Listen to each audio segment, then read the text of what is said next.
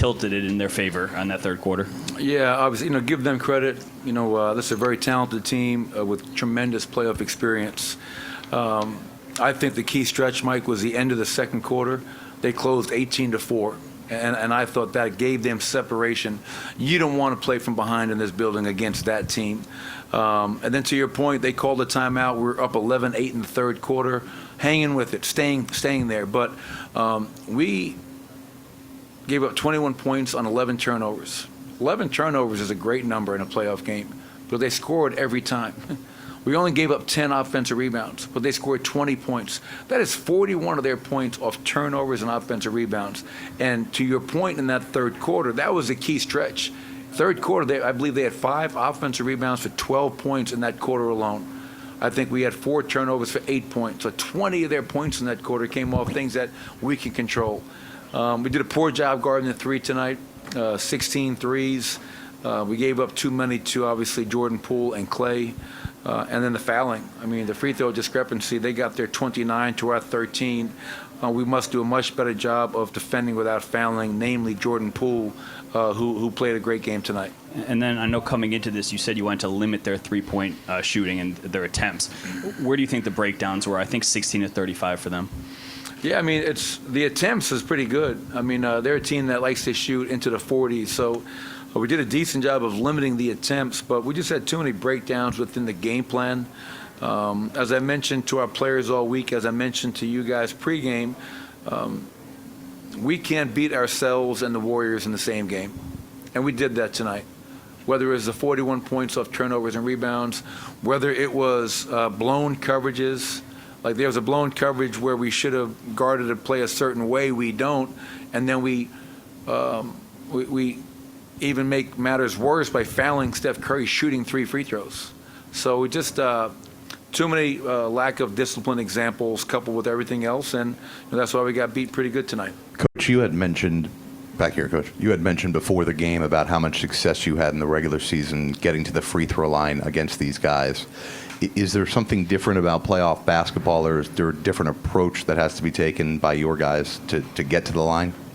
Well, yeah, I think being more aggressive, playing with an attack mindset, playing in attack mode. We'll watch the film, obviously. Nikola Jokic played 34 minutes and got to the foul line 2 times. So that's something where we'll look at the film to see what they're doing, because they're doing a really effective job of keeping him off the foul line. And I think there were some times where, his jersey was getting pulled out a lot. So I don't know. We got to see how they're guarding him and how we can make them pay for how they're guarding him. But overall, Jared, we have to be much more aggressive like they were tonight, and maybe that leads to a lot more than 13 free throw attempts. I was going to follow up on that. I think Joker had 22 shots before he got a foul called against him, and it was late in the third quarter. Do you think he was not aggressive enough, or something else going on there? No, I thought Nikola was pretty aggressive. I mean, he 25 shots, 34 minutes. I thought he was, obviously we're going to him in the post, in the high post, on the elbows, everywhere on the floor.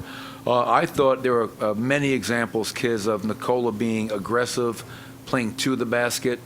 Obviously, depending upon who was on the floor for them, they guarded him a little bit differently, one-on-one at times, and then they brought a double team once in a while. But, at least from my vantage point prior to watching the film, I felt Nikola had the requisite mindset tonight of kind of being aggressive to the rim. Michael, you mentioned the second chance points. They only grab one more offensive rebound to outscore you 12 on second chance points. What goes into getting a stop after they get that offensive rebound? Or are you more concerned with limiting the offensive rebounds? No, that's a really good question, because one thing in our 4 head-to-head meetings this year, Vinny, they only averaged 8 offensive rebounds for 8 points. I mean, we did a really good job in the 4 regular season games. But we did talk about, rebounding being a key because the number of long shots, long rebounds. But they also are tremendous in terms of turning those offensive rebounds into dagger threes. I mean, Steph Curry, when he shoots a dagger 3, I think is at 49% on the season.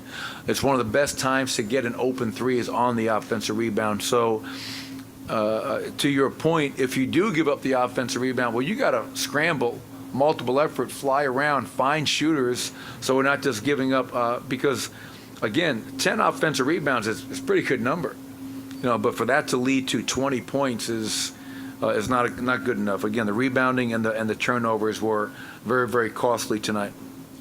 Well, what transpired with DeMarcus's first technical and second technical? Yeah, I asked Carlane after the game, why the first technical was called. It happened right in front of me. I did not see or hear DeMarcus do anything from my vantage point that would have required a technical foul to be called. And I think the ensuing one, I guess Scott Foster said he said a few choice words, which warranted the second technical foul. But again, I did not see or hear anything for that first tech, so that's something that we can look at and maybe speak to the league about, because from my vantage point, this didn't seem warranted. Coach, how did they make things tough for Aaron Gordon tonight? Yeah, I mean, it's they're a really good defensive team. I think that's one thing that really hasn't been talked about a whole lot. I think during the regular season, they were a top 5 defense. Closing out the season, they were even more improved on the defensive end of the floor. So, we scored 107. A lot of that came late, let's be honest. In that fourth quarter when we scored 37, they made it tough for everybody. But, we go 11 for 35, and we just did not shoot the ball well. And Aaron Gordon is at his best when he's attacking. You know what I mean? We don't want to just settle for threes as a team. We want to put pressure on the rim. We want to put pressure on the officials to get to the foul line. And I think Aaron, when he plays with that attack mindset, as you know, we all know, he's a different player, and he helps takes his team to a different level. All right, thanks, everybody.